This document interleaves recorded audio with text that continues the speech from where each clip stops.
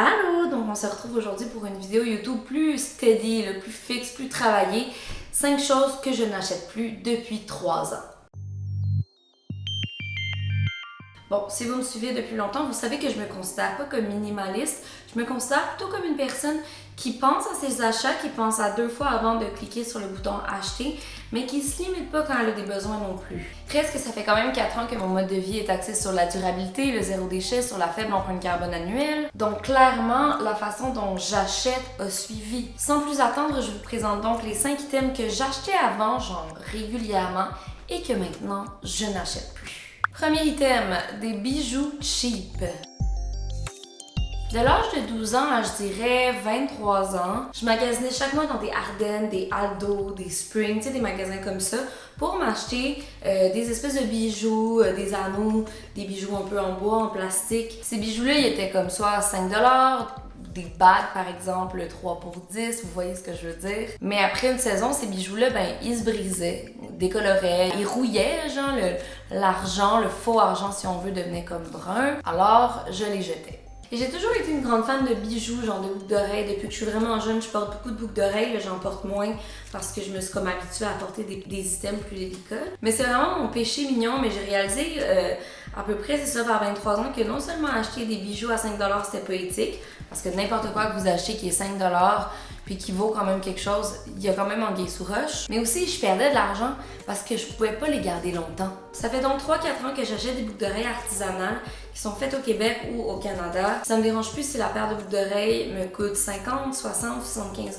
parce que j'en achète juste 2-3 par année. Et ces boucles d'oreilles-là, je sais qu'elles vont rester dans ma boîte à bijoux pour toute ma vie. Et on s'entend que j'économise quand à chaque mois je dépensais 15$ de bijoux quand ça durait seulement 3 mois à l'époque. Deuxième catégorie, mes décorations de fête.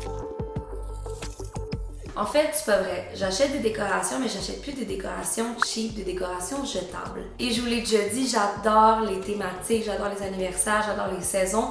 Donc j'aime décorer l'endroit où je vis en fonction du temps de l'année auquel on est rendu. Avant, quand j'étais en appart, chaque fois que c'était la fête de quelqu'un, chaque fois que c'était l'Halloween, Pâques, peu importe, j'allais au Dollarama, j'achetais pour 50$ de décoration, j'ai accroché sur le mur et j'ai jeté la semaine suivante.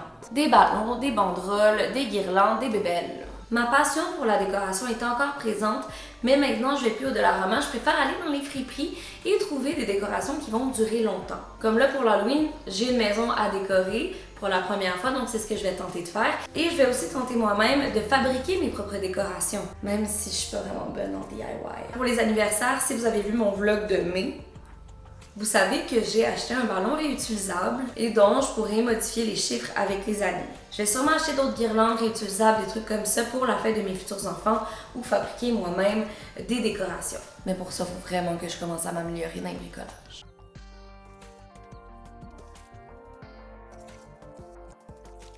Troisième catégorie, les emballages cadeaux. Donc, on est dans la même veine que les décorations. J'ai arrêté d'acheter du papier à emballer pour emballer mes cadeaux. Quand je reçois un cadeau dans un sac cadeau, je le garde tout le temps, puis je le mets avec le reste de mes sacs cadeaux. Comme ça, quand moi j'ai à emballer un cadeau, je vais chercher ce que j'ai accumulé avec les années. Je vois s'il y a quelque chose qui s'agence et qui peut supporter le cadeau que j'ai acheté. Si j'ai rien, je vais utiliser du papier journal. Ça fait plusieurs années que je m'amuse vraiment. Là, on a beaucoup de journaux chez nous parce que on reçoit, le journal de Chambly, le Devoir. Mais je m'amuse vraiment parce que j'essaie de trouver des pages qui représentent la personne à qui je veux donner le cadeau. Pour vrai, ça fait super beau. Il y a une exception, j'ai acheté du papier à emballer, mais dans une friperie l'autre jour, probablement que c'était comme un restant d'une entreprise. Je pense que c'est une entreprise de bière blanche dans le fond. Puis je me suis dit que c'était quand même une belle alternative puis que ça allait pouvoir changer les papiers journaux. En plus d'être économique, c'est vraiment plus éco-responsable. Je vais vous donner quelques chiffres pour appuyer tout ça.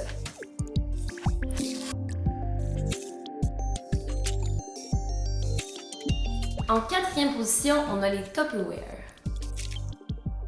Ah, les Tupperware, tellement pratiques pour mettre nos restants de souper, pour transporter nos lunchs, pour congeler des fruits. Avec qu'on dirait qu'on en a jamais assez puis qu'on en a beaucoup, ben on n'est pas capable de trouver le bon couvercle. Donc on est quand même tenté d'en racheter constamment. Mais bon, il n'y a rien de révolutionnaire dans ce que je vais dire, mais moi au lieu d'en racheter, ben, j'ai décidé chaque fois par exemple que je m'achetais du yogourt, du hummus, des trompettes, ben, que j'allais garder les pots dans lesquels ces produits-là étaient emballés. Ça a l'air vraiment niaiseux que je vous parle de ça, fait que je suis habituée de vous parler de façon d'être responsable un peu plus complexe, mais pour vrai, ça peut vraiment faire une différence parce que non seulement on évite de produire du plastique, parce que ça veut dire que c'est un Tupperware qu'on n'a pas acheté, puis le plastique, ben ça provient du pétrole, si vous le saviez pas, mais aussi on évite de mettre à l'enfouissement ou, bon, au recyclage, un pot de plastique de trempettes de tofu, par exemple. Donc il y a deux bonnes actions dans un même geste. Et en cinquième et dernière position, on a les Saran Wrap et les Ziploc. C'est évident, je n'ai pas acheté de Ziploc et de Saran Wrap neuf là, depuis belle lurette. Pour moi, les pellicules de cire font vraiment un bon travail. Je pense que je vais même commencer à les faire moi-même puisque je trouve que c'est assez dispendieux en magasin. Si ça vous tente, dites-moi en commentaire, je pourrais peut-être vous faire un petit bricolage encore une fois ou vous montrer comment je vais procéder.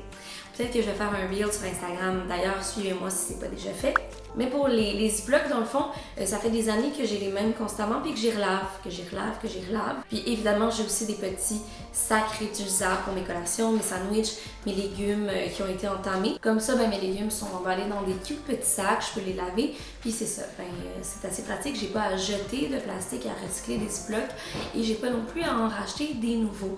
Donc ça peut vraiment faire toute une différence. Puis je trouve ça quand même fou comment économiquement, j'ai pu pendant toutes ces années économiser sur ces produits-là. Bon, là, le son a l'air caverneux, je m'en suis rendu compte après, c'est mon micro externe qui était full, que sa mémoire était pleine, et je m'en suis rendu compte juste après.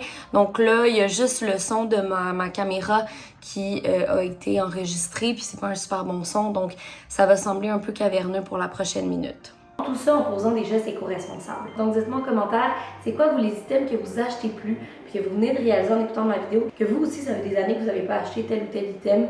Je suis toujours intéressée de le savoir, puis peut-être que ça va me donner d'autres idées aussi, de réaliser que moi aussi il y a d'autres items que j'ai pas acheté depuis 4 ans par exemple. C'est ce qui conclut ma vidéo, une vidéo assez courte aujourd'hui. Vous avez pu comprendre que je suis moins présente sur YouTube ces temps-ci. Je suis très occupée avec d'autres projets à l'extérieur de mon compte Instagram et à l'extérieur de mon compte YouTube.